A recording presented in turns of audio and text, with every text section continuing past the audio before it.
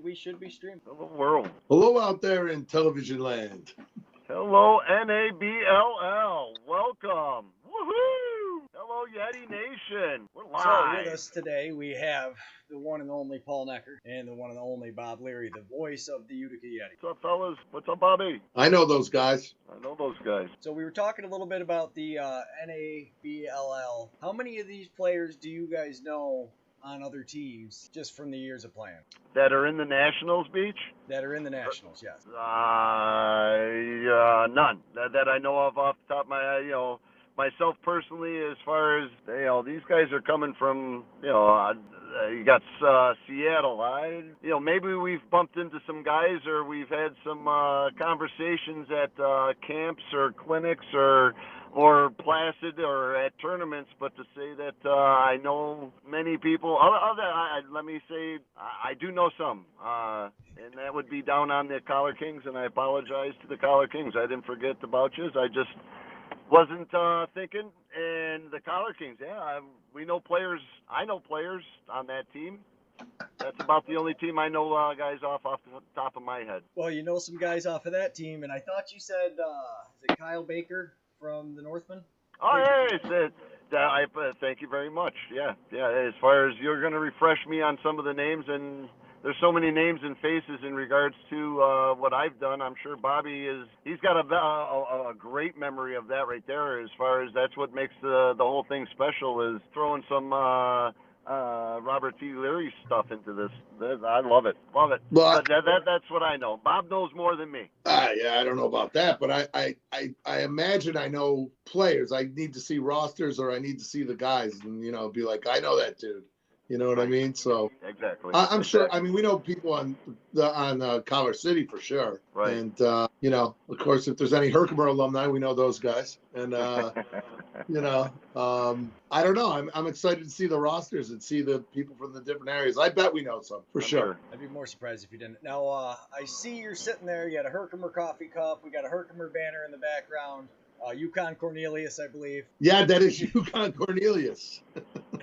Could you tell us a little bit about yourself, why you're sitting there with all that Herc gear? I'm in admissions at Herkimer here, so it's what I do when I'm not doing the lacrosse stuff, and I have a couple of baubles here at the admissions office, and the rest is up in the lacrosse office, and if I had this more properly planned out, I'd be up in the lacrosse office and have all kinds of stuff behind me that was supposed to be displayed so I could impress people. I only have a couple of things I can show today, though. I have a couple, though.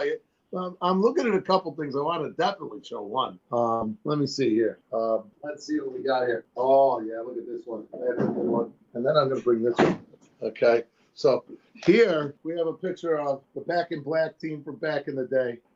Matty Chappell's in that one, and I'm in that one back when I could go without a shirt. And Babs is in that, and Andy Farrell, and some guys who are. Yeah, is Murph in there? I thought Murph was in there. Isn't he in there? Okay, you're too close to the camera. Back it up a little bit. I'm sorry, I don't see it. There we go. I don't see it. Okay, maybe he's not in that one. Yeah, but it's a nice team. So and then of course next. This is where I get all my knowledge. Yes, my friend. Free lacrosse. Is that the Mike Bartlett issue? On the live stream, you only see what is your right side of the camera as you're looking at it, because I got to crop a little bit of you off. I didn't want anyone to see that anyways. I call it plausible deniability. So. That's a sweet shirt you got on there, Robert T. Thank you for representing. It is a Herkimer General shirt. Yes. Now, is this your first year coaching up there?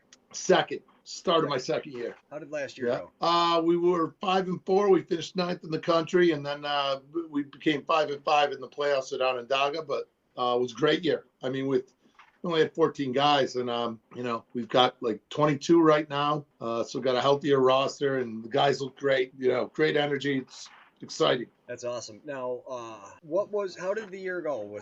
Didn't you guys lose a bunch at the first half of the year, and then you kind of figured it out and started moving forward? Well, I mean, we only had 3 guys when I got here, so we really had to develop the roster, and we had to get the alumni back involved, and that was successful. And we brought in 10, 11 guys, and second half of the year we had enough to play. I wasn't even sure we would play a schedule, and then thankfully we won a couple games, and next thing you know, we were ranked pretty much the rest of the season. By the end, we were pretty good, even though we really didn't have any subs. And, we played with 11.8 players. My average was 11.8 players out of 14 because of, you get a concussion, you lose a kid, that kind of thing.